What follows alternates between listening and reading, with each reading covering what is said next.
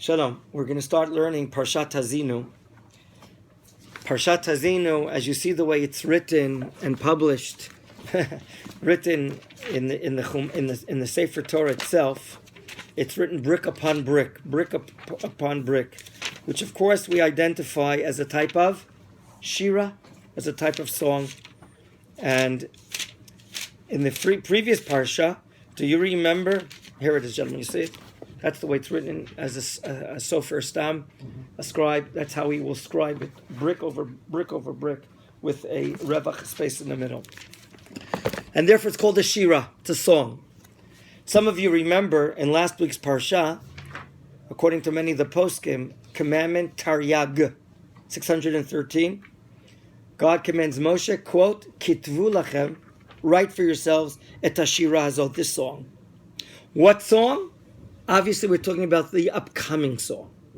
Yet the entire Torah is seen as a song. It's something complete, something which is full of simcha. And therefore, we're not going to get into the halachic matter here, but I want to help us understand the importance of this song, maybe eventually learn the beginning of it, and tomorrow some sort of culmination. Do you remember in last week's parsha, you can open it up to chapter 31, verses 16 to 21. Last week's parsha, chapter 31, verses 16 to 21. One of the last communiques between God and Moshe. And when God says to Moshe in verse 16, you're going to die. You're going to lie with your ancestors. What does Hashem tell Moshe Rabbeinu?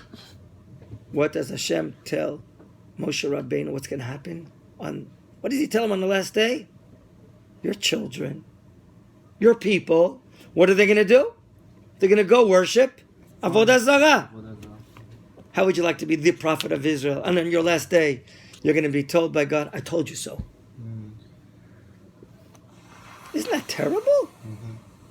That God is telling Moshe Rabbeinu on his last day of life that because of the sins of Israel and the idolatry, and not only that, but I'm signing it, I'm writing it in the Sefer Torah. Okay?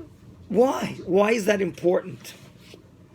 Now, what else does God say here in verse 17 of last week's parsha? How will the people that are sinning, what are they going to say? You know why we're sinning? We're sinning because God left us. That's what it says.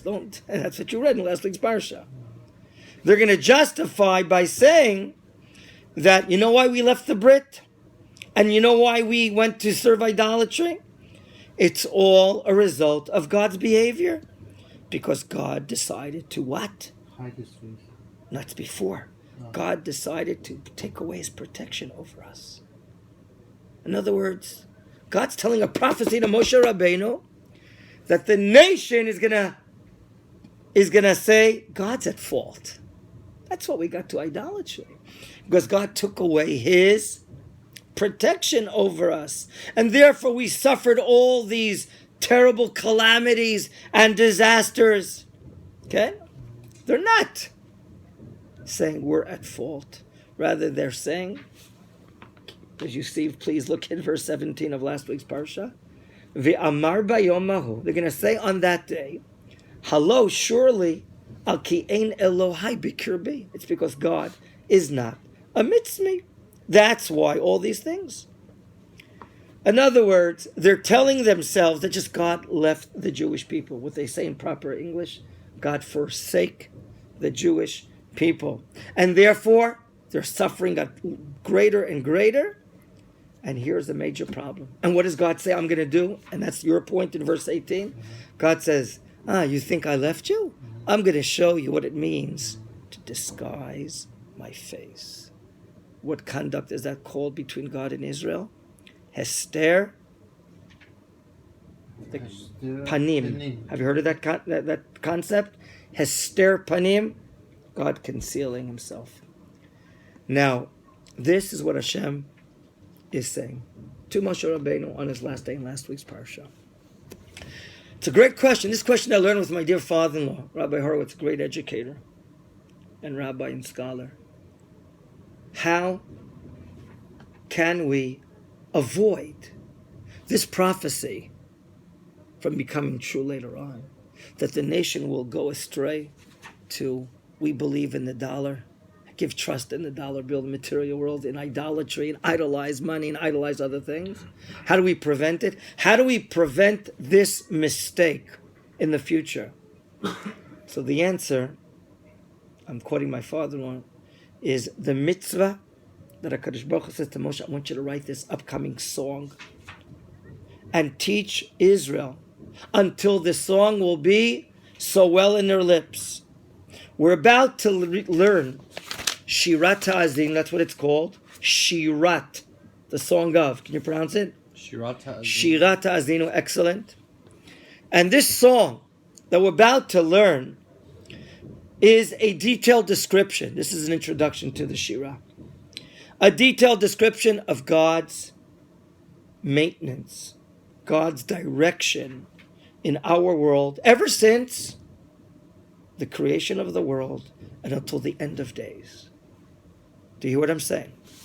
The famous Ramban, Nachmanides, I want to share with you right now. I'm skipping to the Ramban's, if I can find it. At the end of this song, here it is.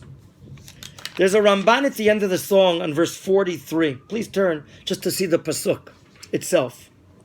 A lot of pages. 43. Verse 43. Quickly. Find the end of the song.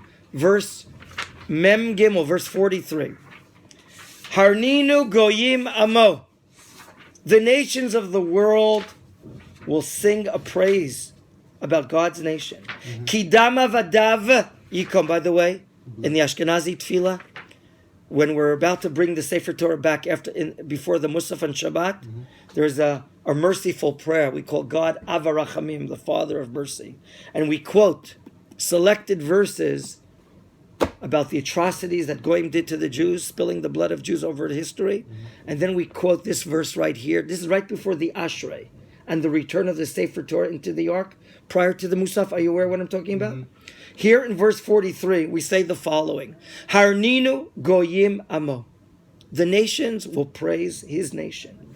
Why? What will they see? Kidama vadav yikom. God will give vengeance because of the blood of his servants, meaning the Jews that were murdered, killed, butchered by Goyim. V'nakam yashiv litzarav. And vengeance he shall restore to his foes. V'chiper admato amo. What will this provide? Kapara. Not only for his nation, but for his land, the land of Israel, where many Jews were spilled. My dear friends, there's a wonderful Ramban. Please, if you get a chance, open it up. And the Ramban says on this pasuk about the essence of this song of Azino. And the Ramban says, I'm transliterating, please allow me. And behold, in this song, he says, there's not a condition or a stipulation that you have to do tshuva or you have to serve Hashem. Rather, it's a testimony, he says. It's a bill of testimony that a lot of terrible things will be done to the Jewish people, meaning over the course of history. Yes, Shirat Hazinu will be telling us the history of the Jewish people. Okay? But we're going to overcome. Why? Even though God, blessed be He, will do to us according to the rebuke of His wrath, we're going to be kindling the wrath. But don't ever think the mistake, what Christianity says, that God will forsake the Jewish people. What's the word for perpetuality? Netzach. Do you remember that word, netzach? Have you heard of that word? Netzach. Eternity. God will never, what will He do? I'm going to set it up, thank you. God will never give up on the Jewish people. The choice in the Jewish people is forever. In other words, the writing of this course of history, thank you, will prove to us that the mistake that the Jewish people think, Are you with me?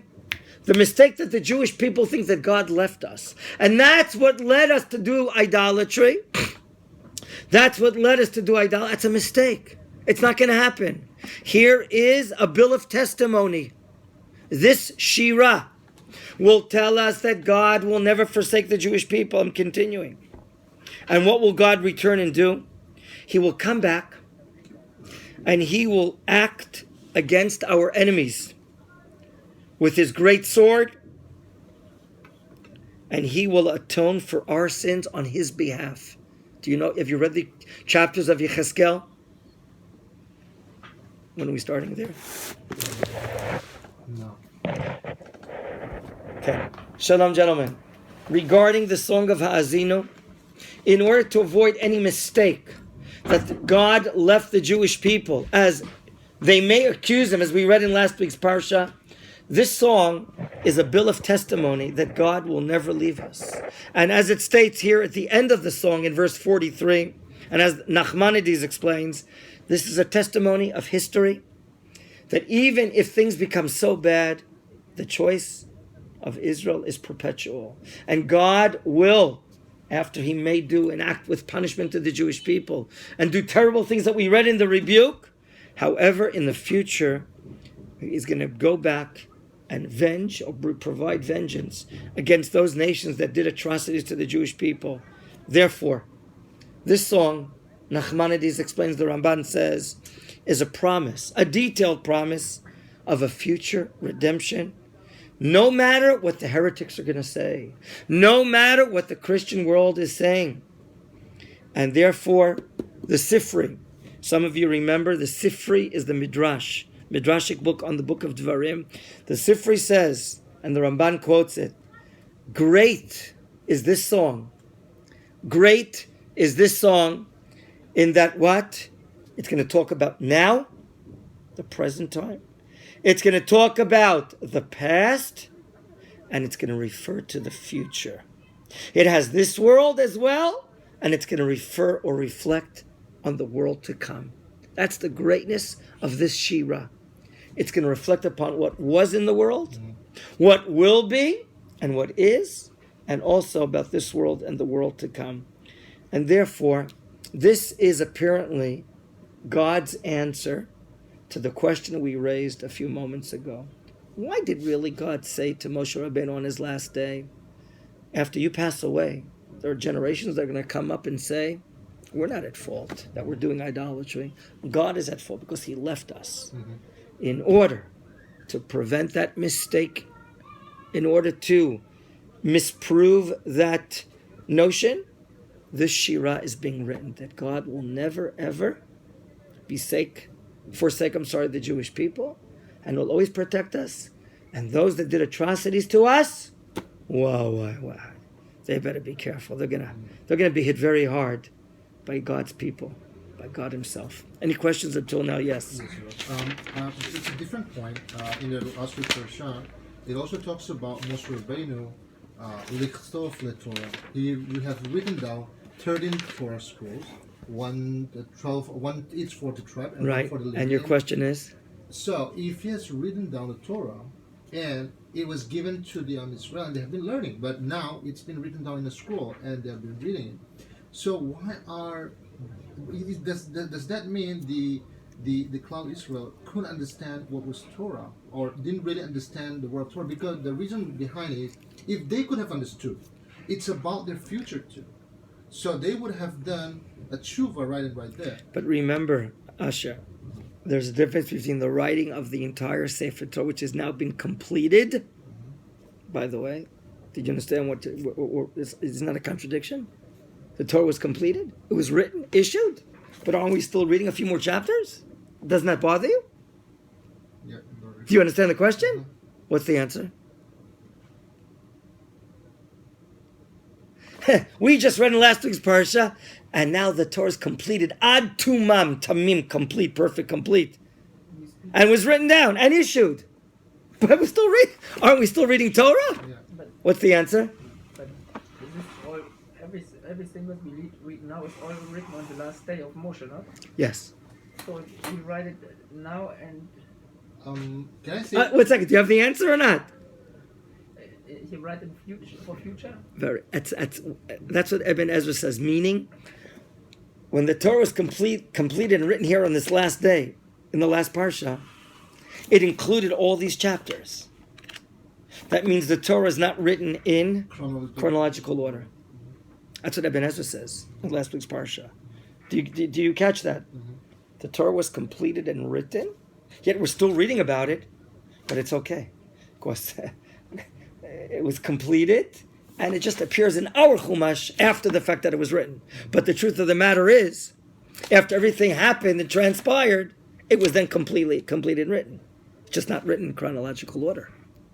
What is written at 9 o'clock in the morning on Moshe Rabbeinu's last day, but it really is happening at the end of the day. He's writing it and finishing it because it includes everything else. Plus, there's another opinion in the Gemara Masechet Megillah that how do you write that Moshe Rabbeinu died and Yoshua and the nation are mourning? So there's one opinion in Masechet Megillah that the last 7 or 8 psukim were written by who? Does anyone? You heard that opinion? Yoshua ben Nun. Right? 2 opinions in the Gemara Masechet Megillah. Was it Yeshua that wrote it? Or was it Moshe tearing with tears in his eyes and writing it himself? The last 7 or 8 psukim. So, my answer to your question, which you rightfully asked, the writing down of the Chumash is one. The explanation of the Chumash, i.e. the oral Torah, is something else. We received 2 Torot at Sinai, the written and the oral. And the written is only like the headlines, it's only like the captions. It's not enough for us. We've been studying this Torah for 40 years now, almost 40 full years we've been studying the Torah. How with the oral Torah? From Moshe Rabbeinu to Yoshua, from Moshe Rabbeinu to Aaron, from Moshe Rabbeinu to the sons of Aaron, from the sons of Aaron to the 70 elders. That's what the Braita says in Masechet Eruvin, and bringing down. And then this group comes in this day, another group comes in every day, and they keep on going over it. So it's been a tremendous systematic work of studying the oral Torah for the last 38 years. Now, is it a time of happiness? It is, that the Torah is completed. But it's also a difficult time, because Moshe Rabbeinu is about to hang up his uniform. And it could be a crisis time. But as we explained in last week, the deliverance of the new leadership from Moshe to Yoshua ben Nun is being done in the most ideal way. He's saying goodbye and departing from each and every tribe. Vayelech, last week's parsha. God is now taking Yoshua in front of Moshe Rabbeinu, in front of the nation, and it's likely now that what happened in Bamidbar 27, Moshe Rabbeinu placing his 2 hands and putting it on the head to give Yoshua the authority and continuation is being done in front of everyone. So maybe the most smooth way that you can do to transfer a leadership from Moshe to Yeshua is being done now. So it could be a happy time as well. I want to now go into the beginning of the Parsha. Hazinu Hashamayim V'Dabeira, chapter 32 of the book of Deuteronomy, Devarim. V'Tishma Aretz Imrefi, a very poetic turning to heaven and earth, asking heaven and earth to be the witnesses. Right now I'm warning Israel. I'm going to tell them the history. What was, what is, and what will be. All this testimony will be bonified. We'll get in a pastille by heaven and earth. They are as if the witnesses, a very poetic way. So right now, Moshe Rabbeinu is commanded by God to adjoin to the Sefer Torah this song. The Pshat of last week, quote, Kitvu lachem, write for yourselves, Et Hashira Hazot. This song. Which song? This song. Midrash Halacha, something else. Write a Sefer Torah. We're not talking about that. You with me? Moshe. In other words, this song is so important. It's going to tell us what was, what is, and will be. It has to be written in Sefer Torah. You thought history is not part of Judaism? It certainly is. We're going to read in verse Binu Shno Zechor Yemot Olam, verse 7. Remember what happened in history. You want to know what God is? Learn how He reveals Himself to the Jewish people in history. Reveal. You want to get close to God? You have to learn the Nevi'im. You have to learn Jewish history. You have to learn how to understand how God relates to the Jewish people. So here we have the beginning part of the Shirah. Okay, the first part is the writing to join in a Sefer Torah. We're going to learn about some warnings and cautions of Moshe to Bnei Yisrael, what they have to put on their hearts. And number 3, at the end of the Parsha, we'll read about Moshe's being commanded to climb atop, what's the name of the mountain? Har Nevo. Har Nevo, where he will die there. So my dear friends, we're understanding this parsha according to like what I learned from my father, Rabbi Horowitz, that following the prophecy that the Jewish people might come and say God is guilty for us doing idolatry in last week's parsha, and in order to prevent them from going down and going down and going down and serving idolatry, we want to prevent. God wants this mistake to be prevented, and therefore Moshe is commanded to write this song, which is going to detail God's direction in the world ever since the creation of the world. In a poetic way, verse 2, Ya'arov kamatar lekhi, my ethics, my morals, let it come down like dew. Tizal katal imrati, kisirim alay deshem v'chervim alay. I want to go on to verse 3. Kishem Adonai ekra havu godel Eloheinu. Do you know, when we call out God's name, that's very important. I stop even drinking my Coca-Cola. That's how important it is. When God's name is going to be called out, Baruch Hashem. Did you hear the Chazan say, Baruch Atah Hashem? What did you answer? Wow, Baruch Hu Baruch Shemo. Havu Godel, give greatness to our God. There's an opinion in the Talmud that states the following, that the blessing of the Torah, Asher Kiddeshanu b'mitzvah v'tzivanu la'asok b'divrei Torah, some say it's Asher Bachar Banu, no, the Bachar Banu, that is the Oraita, Torah Bracha. There are poskim that say that, based on this pasuk, that when I call out the name of God, I'm going to learn Torah, I'm going to give greatness to God. So here, the first and foremost thing is the calling out of God. That is the essence of the life of the Jewish people. I don't know if you're aware. You've heard of that PR company? You heard of them, the Jewish people? The prophet Isaiah, Yeshayahu, chapter 43. Rabbi Tzvi the Cook was very famous for quoting this pasuk. Quote, Amzu, a nation that, Yatzarti li, I created for myself. For what purpose? Seiko watches? No. Subaru cars? No. Apollo spaceships? No, that's not their purpose in the world. What is it? Tehillah. What is the Tehillah? Tehillah? My praise. Tehillah Shali. Tehillah le David, the Psalm of David. Tehillim. Tehillati yisaperu. My praise they shall tell. How do the Jewish people tell the praise of God? By the study of the Torah and their prayer and their mitzvot and their behavior and their morals and their ethics, their economics and their military matters. All that is the praise of God. So we're about to now tell the praise of God according to the Rashbam, the grandson of Rashi. Here at the beginning of this song, I'm going to tell you about the powers of God, the praise of God, the favors that He bestowed to you, the Jewish people. And what do you have to do? If He did a favor to you, what should you be doing to Him? Give thanks. Give back to Him. Thank Him. Serve Him. Pray to Him. Rely on Him. Trust Him. Let's see how we trust Him. Pasuk Dalet, verse 4. Hatzur, God's nickname is what? Rock. Hatzur Tamim Po'olo. God, He's a rock. He has no blemish. He's complete. Tamim Po'olo. All the things that God does, whether you understand it rationally or not, is complete. It's perfect. Kichol drachav mishpat. All of God's ways are just. El emunah. He's a God of faith. If He promises, He delivers. Vein avel. There's no crime about God. If you don't understand, we don't understand. Could it be that a human being doesn't understand something in life?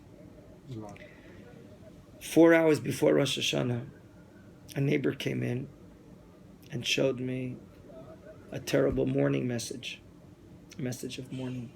My dear great Rabbi Tzvi Kleiman, his granddaughter, 25 years old, the night before Rosh Hashanah, finished the shidduch with this boy, and they decided to get married. And she got in her car, and traveled from Yerushalayim. They live in Ma'alot. Do you know where Ma'alot is, up north? And she was very tired. She purposely got on the phone speaking to some of her sisters, happily, that they keep her awake while she's driving. But she fell asleep at the wheel, and she died, age of 25. One of my neighbors came in and showed me the message. He asked me, is that the famous Rabbi Kleiman?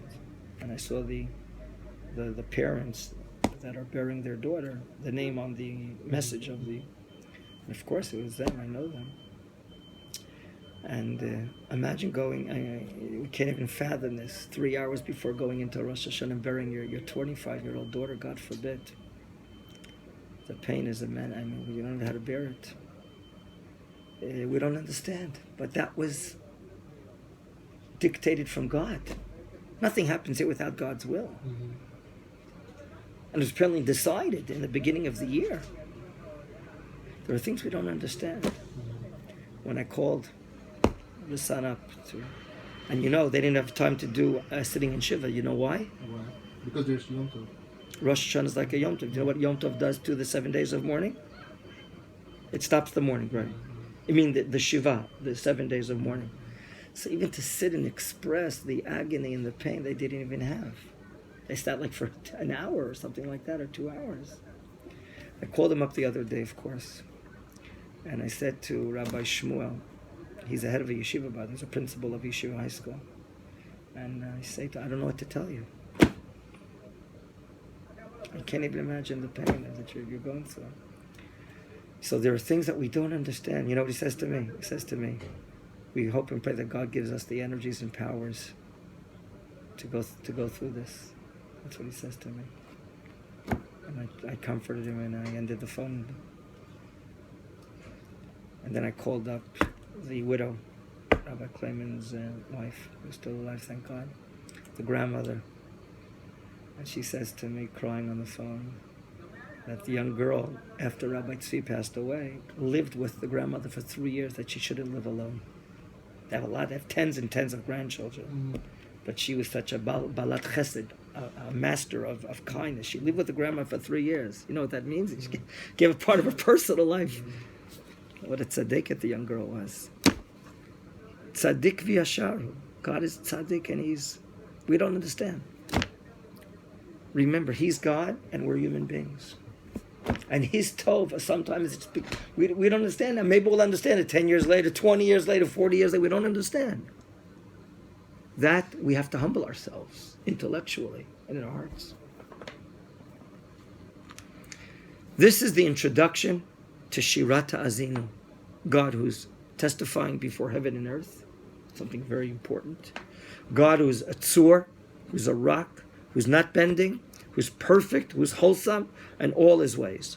Now, I want to share with you Psukim. We still have another 15 minutes or so. I want to read with you Pasukei, Vav, Zayin, Chet, and Tet.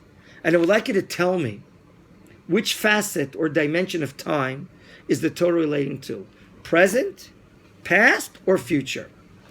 Pasuk 5. Shichet lo.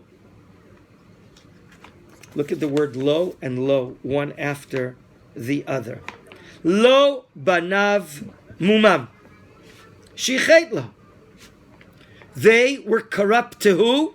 Or he was corrupt. He, Israel, is lo. Lamed Vav. He was corrupt to? Who's Lamed Vav? Hashem.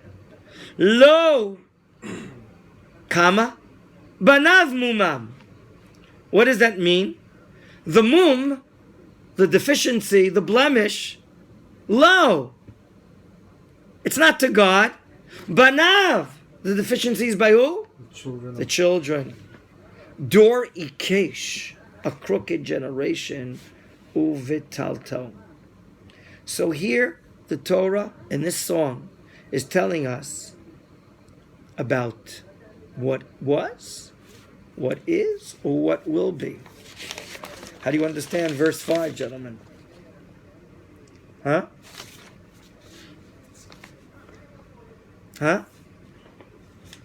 Do you think? He's trying to prevent. Is it Is it yesterday? Is it today or the future? I think it's talking about the future.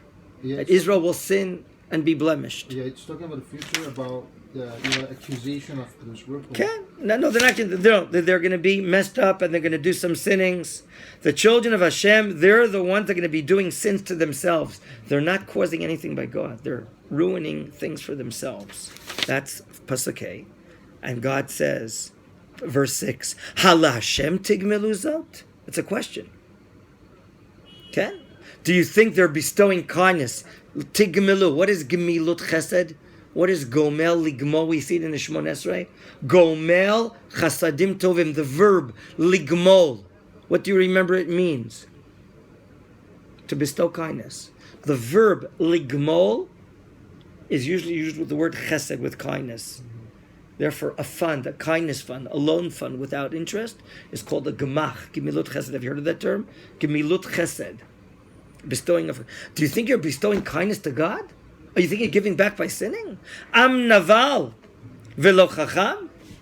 Okay, this type of a nation that's not wise and doing stupid things. Halohu avicha. He's your Father. Abba. Kanacha, he acquired you. He created you.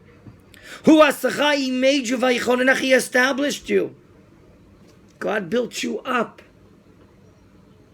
Here is like a rebuke and telling us what shouldn't be done. And now, a commandment, Pasuk Zayin. Look at the first word and tell me if you identify how the verb is in the imperative. The verb is commanding. Zechor. It doesn't say politely, Bevakasha, atat tizkor, could you please remember? No. Zechor. Remember. Who remembers another place where you saw the word Zachor in a commandment, in a command word? Zachor. Shabbat. What? Right. Rabbi Shlomo Alkovitz in Tzfat. Where did he take the words Zachor v'Shamor? Took it from the Torah, the Ten Commandments. Right? In Shmot, it says Zachor Yom HaShabbat lekadisho. Remember the Shabbat and sanctify it. Zachor, command. Although there it's written with an O, kamatz. Here, do you see how it's written? With a shva, with the two dots. Zachor yemot olam. Remember history. Yemot olam, the days of the world. Binu, understand. Shnot dor v'dor. Sha'al avicha, ask your dad. Ask your teacher. Ask your rabbi. V'yagetcha, he'll tell you what happened. Zekeinacha, ask the scholars, the elders. V'yomru lach. Right now, what we're going to, as some of our commentaries say, go back to the generation of Noach. Go back as we're learning about the first 10 generations of the world, culminating in Noach, where God eventually will bring a disaster to the world because of the sin of man. And we, in order to live our lives today, we have to understand what happened in the past. We cannot ignore Hashem's conduct, management to the Jewish people. What happened and why it happened. And therefore, we can go back to history and go back to the generations of Noah. And even before that, when we come to the even right after that, to the generation of division. Do you remember? Dor hapilaga. Do you remember that term? What happened in the world? Look at this, please. Verse Chet. Behanchel elyon goyim. When the supreme leader of the world inherited for the nations. Bahafrido, and he separated it. God brought a generation of separation. Gentlemen, if you have righteous leaders and you have righteous values, you can bring a lot of good unity. But when your values are rotten, when your values could even be avodah zarah, the unity will not be good. The generation then unified itself, but to rebel against God. And what did that bring? Division. God scattered individuals all across the map of the world. All across the map of the world. Why did God decide to scatter men across the planet of Earth? Because they didn't use good ideals to unify themselves. Okay? Every family then had to start again. When families were scattered all across the world, and every family had a strip of land to control, there they began again anew after the flood. Everyone started speaking a different language. There they started working and tilling the land. They started getting used to new and different climates. These new climates had an influence on their culture, on their inner features, their spirit, their customs. This is how, from families, the world grew and grew and grew to 70 nations. The world grew to 70 nations. As it says at the end of verse Chet, Yatzev gvulot amim lemispar b'nei Yisrael. New borders arrived, nations developed, and the number of base nations in the world happened to be 70. It's all part of a divine plan. The number 70, what does it remind us of when we study the book of Bereshit? Who remembers?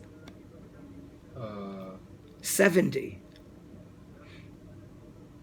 No? What does the number 70 remind us of? 70 people to Egypt.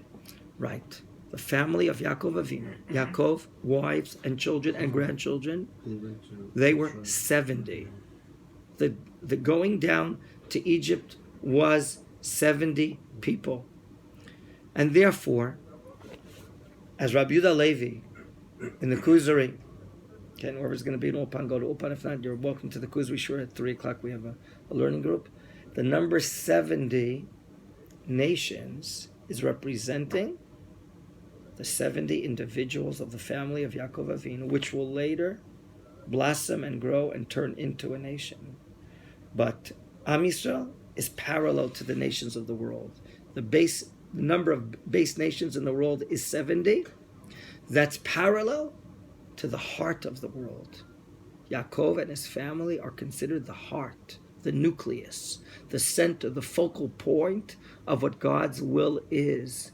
As we're learning about God's appearance to Avraham, Yitzchak, and Yaakov, and then to the 12, all the 12 children, unlike the child of Avraham and the child of Yitzchak, everyone in Yaakov's family is holy. Everyone in Yaakov's family is righteous. All of them are carrying this divine DNA that we call Sgulat Yisrael, the treasure of Israel. That there's an inner holy nature inside their nefesh that's not dependent upon choice, but rather hereditary, carried through the father, from Avram to Yitzchak, from Yitzchak to Yaakov, from Yaakov to the 12 sons, until we get to Sinai. And therefore, one small family is developing, the family of Avraham, Yitzchak, and Yaakov, parallel to now 70 nations are alive and kicking in the world. That is described here as a result of the separation of persons in the world to different parts of the world because they wanted to rebel against God. But each and every nation, Yatzev Gvulot Amim, God will create borders for the nations. Yes, each and every nation will be entitled to a specific geographic area where they'll be able to live, shine their culture, their language, their customs, hopefully choose good values, okay? And everyone will have their own piece of land. However, certainly the nation of Israel will have their land. As we're saying here, the borders of the nations are corresponding to Mispar B'nei Yisrael, to the number of 70 people of the children of Israel.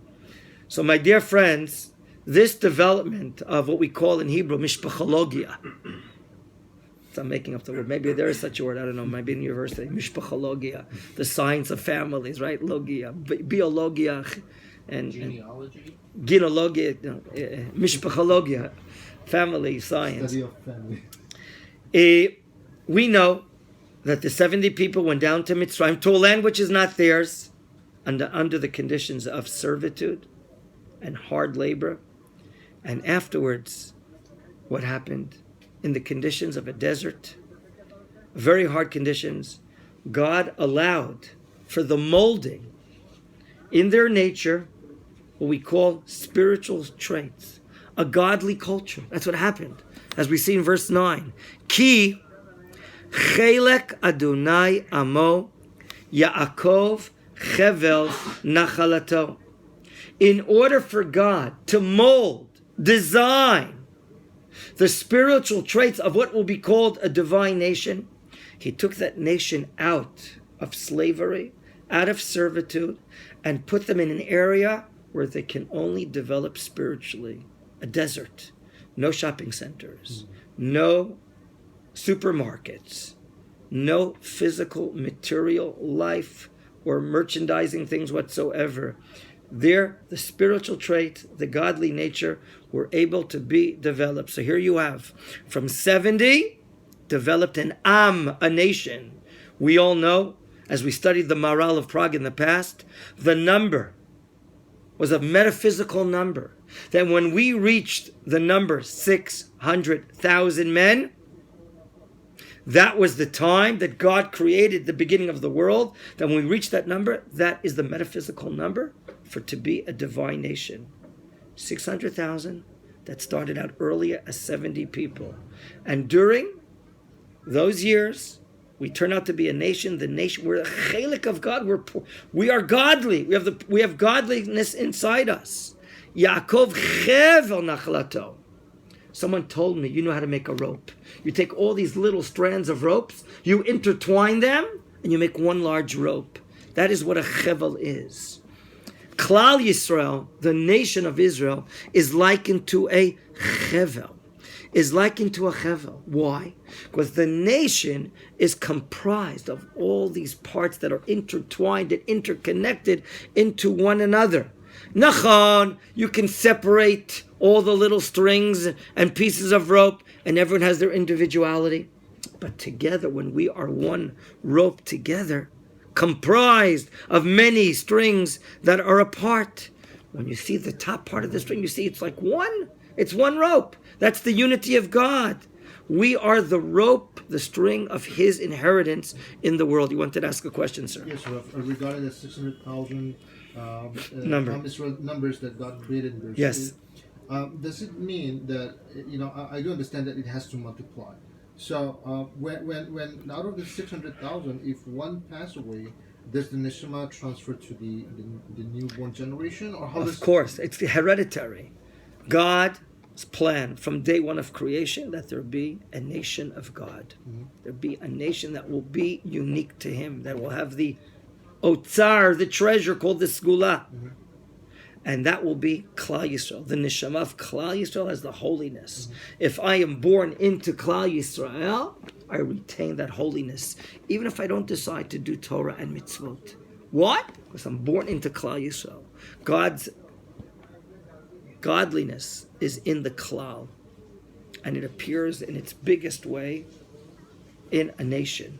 And now we're learning about the history. So it's not the physical number of how many children the person has, but no, it's not. It's a matter that now Klal Yisrael was born in Egypt, taken out, put in verse 10, Yimtsa'eu beretz midbar, they're found in the land of the desert. God provided to design the nature of Am Yisrael spiritually under the conditions of a desert. So what we've studied so far is a bit about God's management in the world, a prophecy that we're going to sin and mess up to ourselves. And now we're learning about the history of the Jewish people, how God designed the Jewish people. Tomorrow, I hope to God, we'll be able to see some things that are going to be happening in the future, as the Ramban says. Until then, have a good day today, gentlemen. Shalom, shalom.